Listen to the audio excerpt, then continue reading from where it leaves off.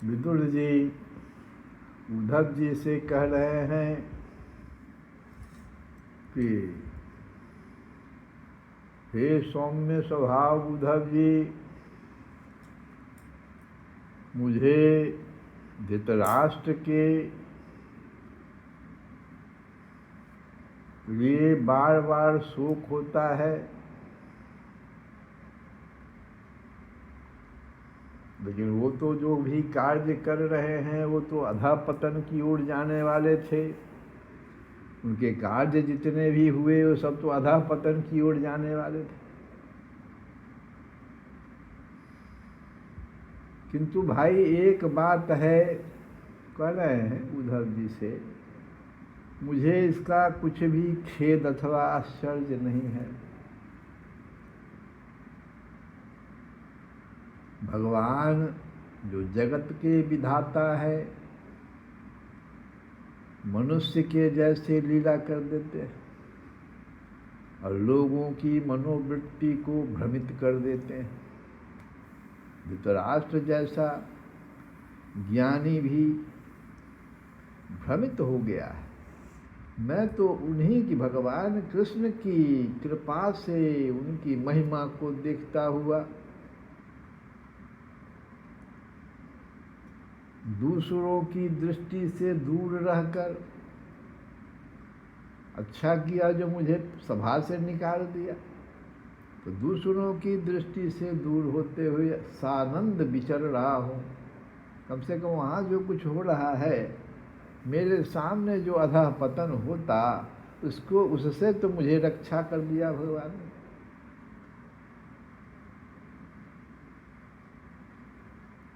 यद्यपि कौरवों ने उनके बहुत से अपराध किए,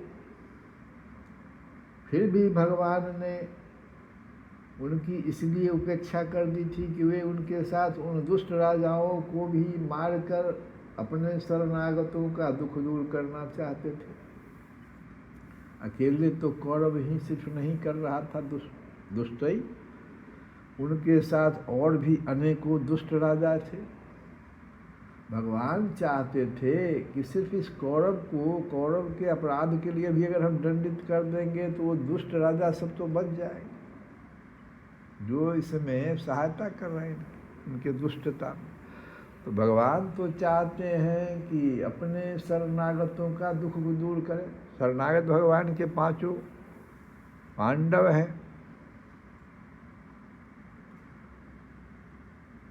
तो इसलिए भगवान ने कौरवों के द्वारा जो बहुत से अपराध किए गए, उस समय भगवान ने उपेक्षा कर दिया।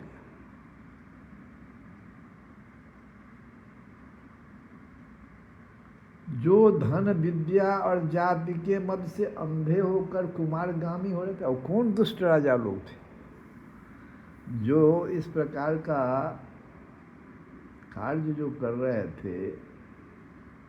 उसमें बहुत लोगों का हम लोग नाम, जब शकुनी जैसे किसी देश गांधार का राजा था ना,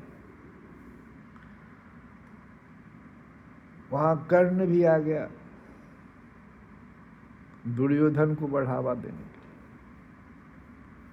तो जो धन विद्या और जाति के मद से अंधे होकर कुमारगामी हो रहे थे, ये तीन चीज जो है, कुमारगामी होने के लिए तीन चीज जो है उसका प्रयोग लोग कर लेता है। धन का भी प्रयोग कर लेता है, विद्या का भी प्रयोग, विद्या का गलत दिशा में प्रयोग कहा जाता है कुमार्ग का, विद्या का सही दिशा में प्रयोग हो तब कहाँ से कुमार्गामी।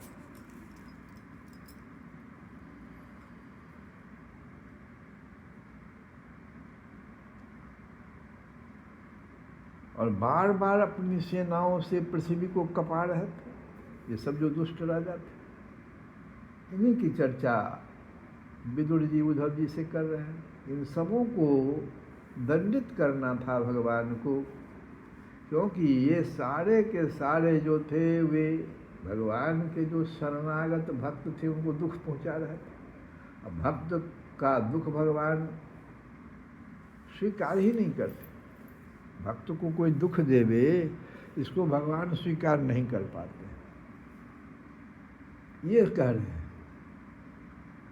उद्धव जी, भगवान श्री कृष्ण जन्म और कर्म से रहित हैं, फिर भी दुष्टों का नाश करने के लिए और लोगों को अपनी ओर आकर्षित करने के लिए अपने दिव्य जन्म कर्म भगवान स्वीकार कर लेते हैं। तो रामचरितमानस में भी है कि विप्रधेनु षोडशंत, इन सबों का हित करने के लिए ये सब जो दुखी हो रहे हैं इन दुष्टों के कारण, जो कि हाँ में हाँ मिला रहे हैं दुर्योधन के साथ। सिर्फ दुर्योधन को दंडित करने से सभा में भगवान आए तो सिर्फ दुर्योधन को दंडित कर देते तो काम नहीं होता।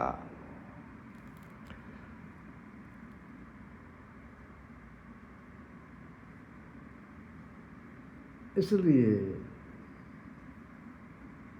सभी को दंडित करना चाह रहे थे। और उनका जो इस बार जो जन्म भगवान ने जो स्वीकार कर लिया देवकी के गर्भ से, तो उसका मूल कारण यही था कि इन सबों का जो विप्र, धेनु, सुर और संत, ये चारों जो दुखी हो गए हैं दुष्टों के कारण, उन लोगों को अपनी ओर आकर्षित करने के लिए कि भाई हम आ गए, चिंता मत करो।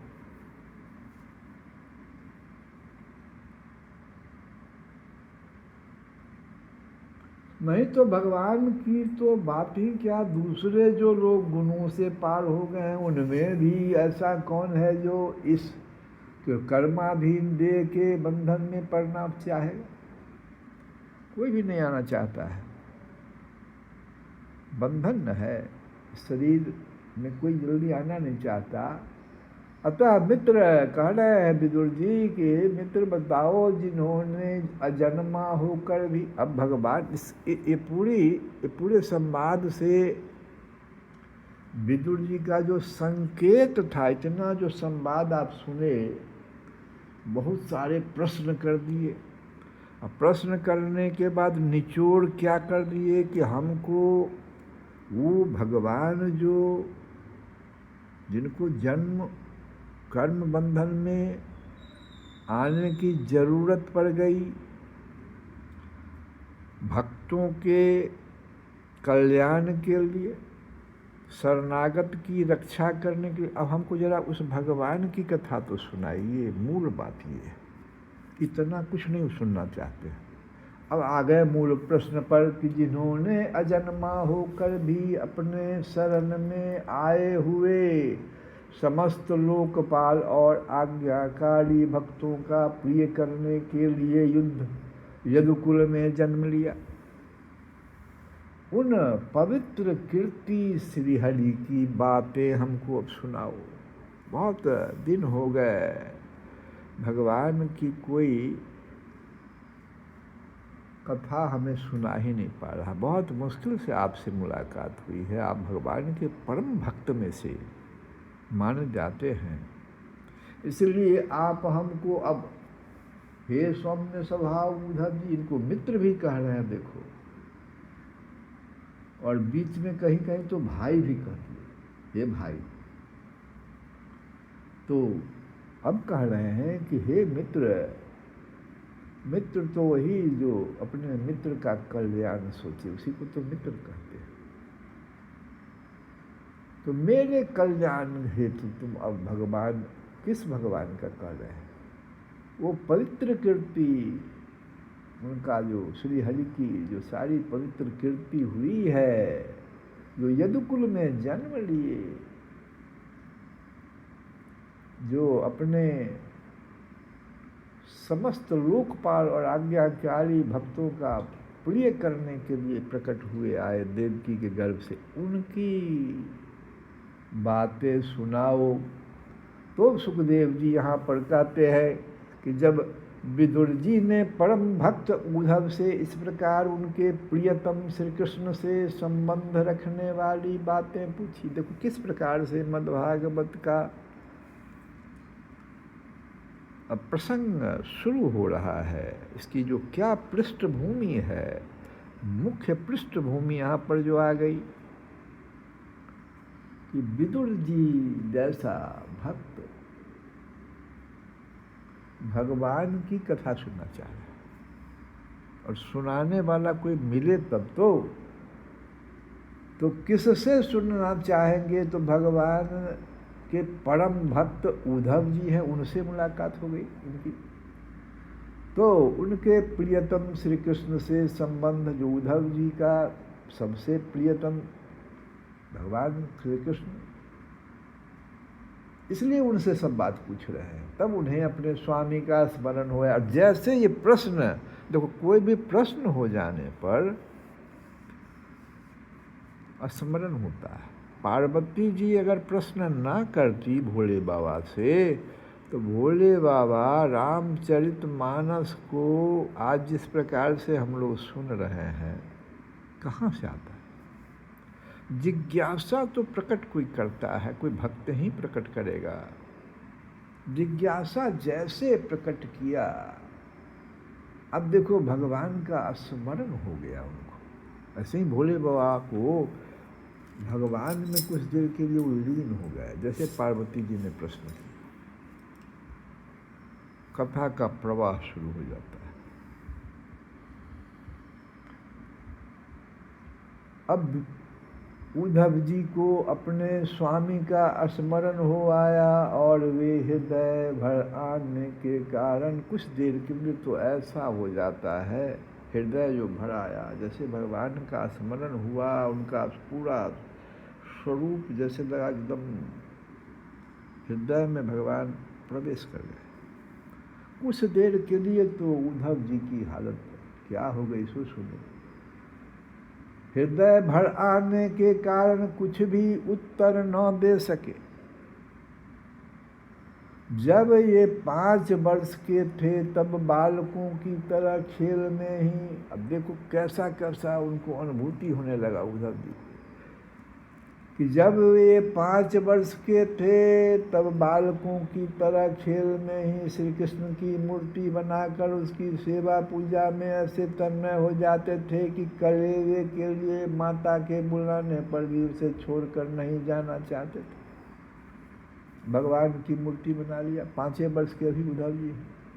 अब खेल खेल में ही मूर्ति बना करके ऐसा उस मूर्ति की सेवा पूजा में तन्मय हो जाते थे उद्धव जी। अब वो माँ पुकार रही है, भोजन आ जाओ, भोजन बन गया है। माता के बुलाने पर भी अब उस सेवा भाव को छोड़ करके जाना नहीं चाहते थे।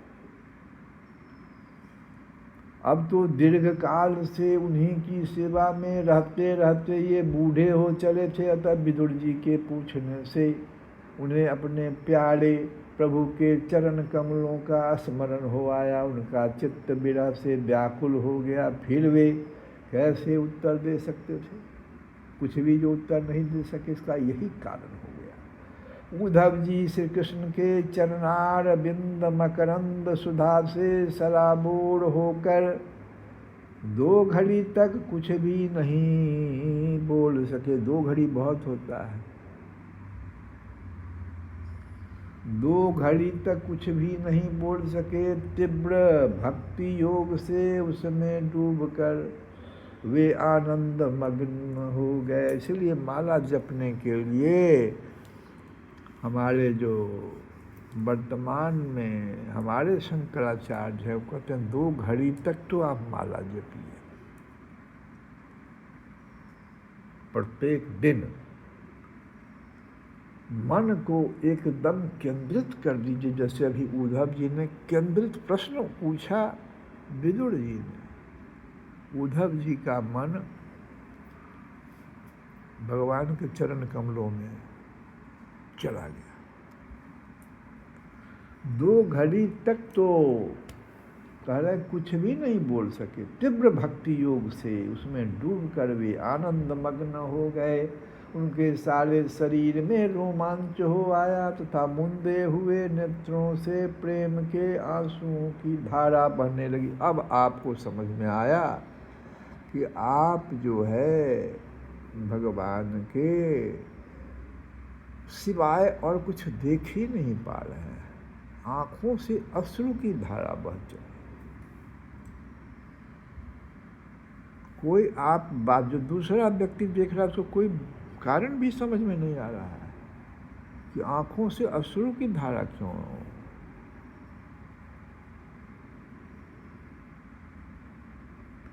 उद्धव जी को इस प्रकार, अब विदुर जी भी तो बहुत भारी भक्त भगवान के देखा कि अरे भाई ये तो बहुत ही ऊंचे कोटि के भगवान के भक्त हैं। तो उद्धव जी को इस प्रकार प्रेम प्रवाह में डूबे हुए देखकर, प्रेम प्रवाह के कारण ही जलधारा निकलने लगी, अश्रुधारा निकलने लगी।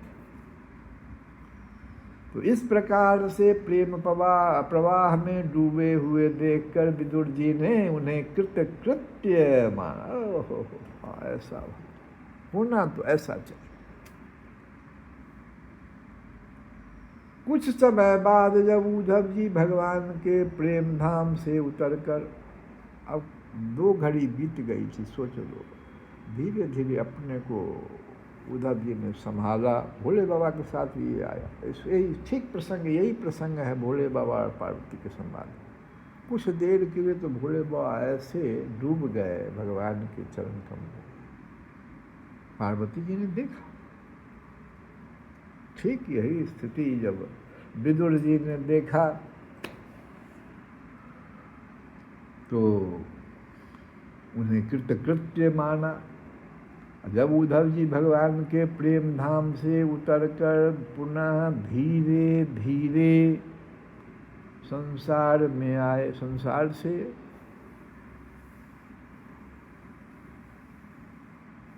जो विमुख होता है और भगवान के सम्मुख हो जाता है, इसका ये लक्षण है।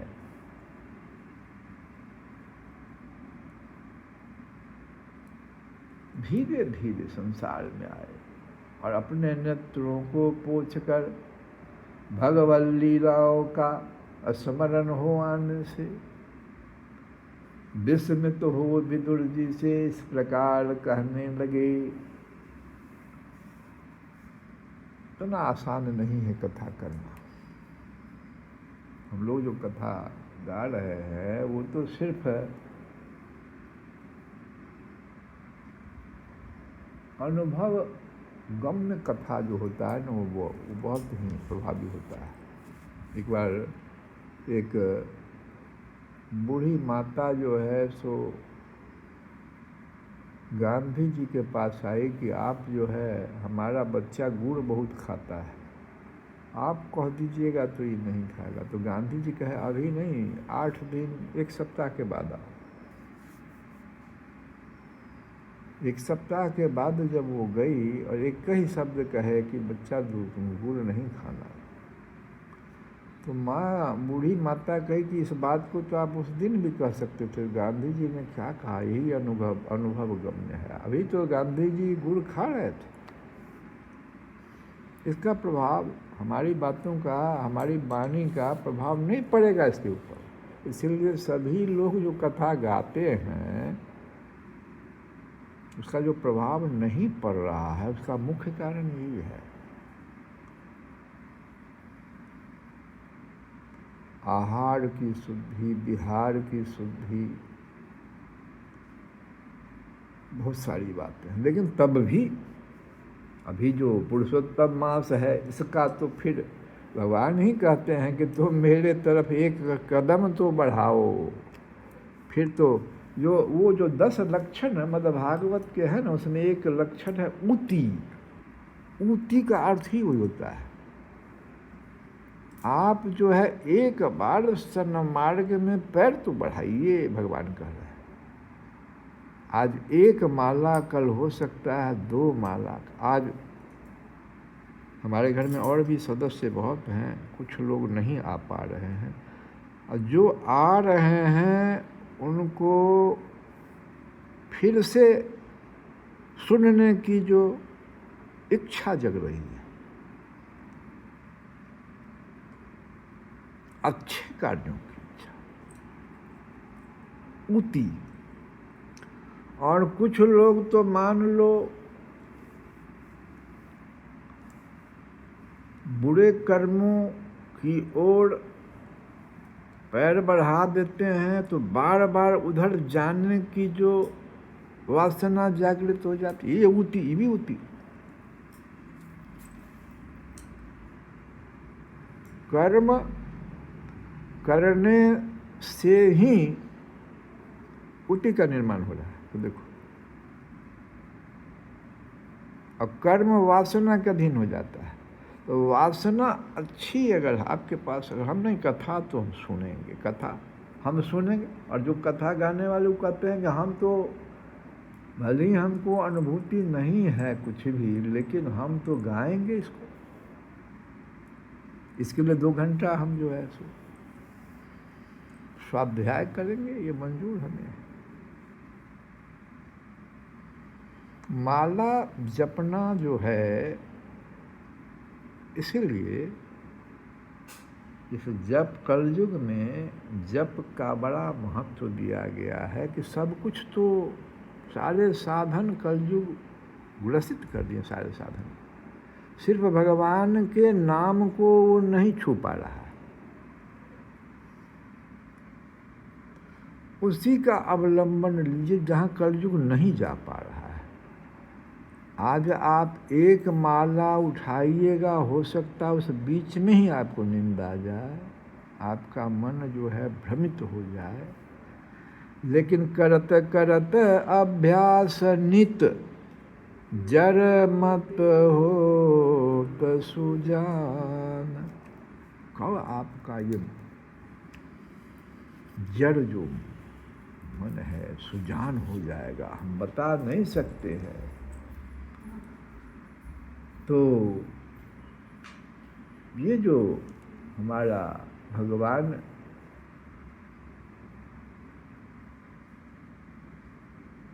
की जो पवित्र कीर्ति कथा, इसको जो विदुर जी ने प्रसंगवश रख दिया उद्धव जी से, आज हम सबों के लिए कल्याणकारी हो जाएगा। हम लोग इसी बहाने भगवान की पवित्र कीर्ति की कथा सुनेंगे।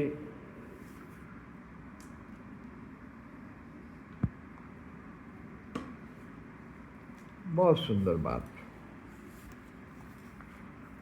राधा राधा का नाम अनमोल, बोलो राधे राधे राधे राधे राधे राधे राधे राधे राधे राधे राधे राधे राधे राधे। क्यों? क्योंकि राधा का नाम अनमोल, बोलो राधे राधे।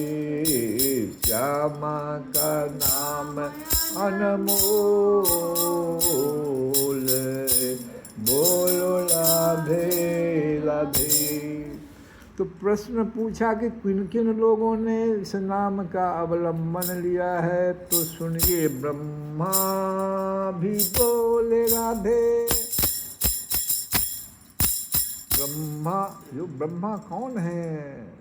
सृष्टि के रचयिता वे भी बोल रहे हैं कि ब्रह्मा भी बोले राधे, विष्णु भी बोले राधे। विष्णु कौन है भाई?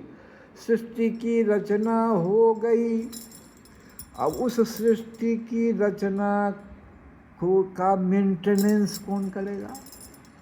जिसको हम लोग रख रखाव और उसके बाद पालन पोषण हर माँ कर रही है। सृष्टि की रचना माँ ने कर दिया, एक बच्चे का जन्म दे दिया, अब उसका रख रखाव और पालन पोषण तो एक माँ ही ब्रह्मा भी बन जाती है। अब वो देखो विष्णु हो गई, तो किस शक्ति से वो करती है? तो ये राधा शक्ति है।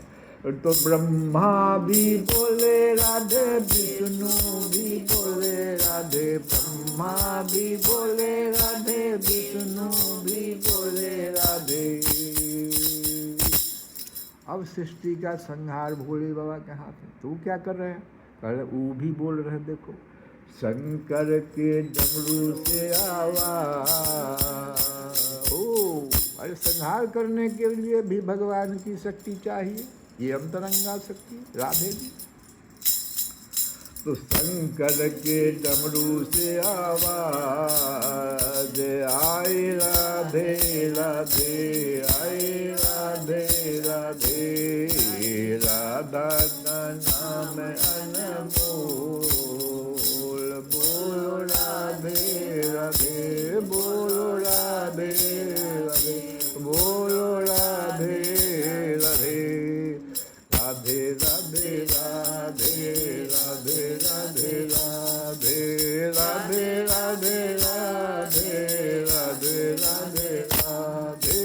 शंकर के डमरू से आवाज आई राधे राधे, राधे राधे, श्यामा का नाम अनमोल, बोलो राधे राधे। श्री कृष्ण गोविंद हरे मुरारे, हे नारायण वासुदेव।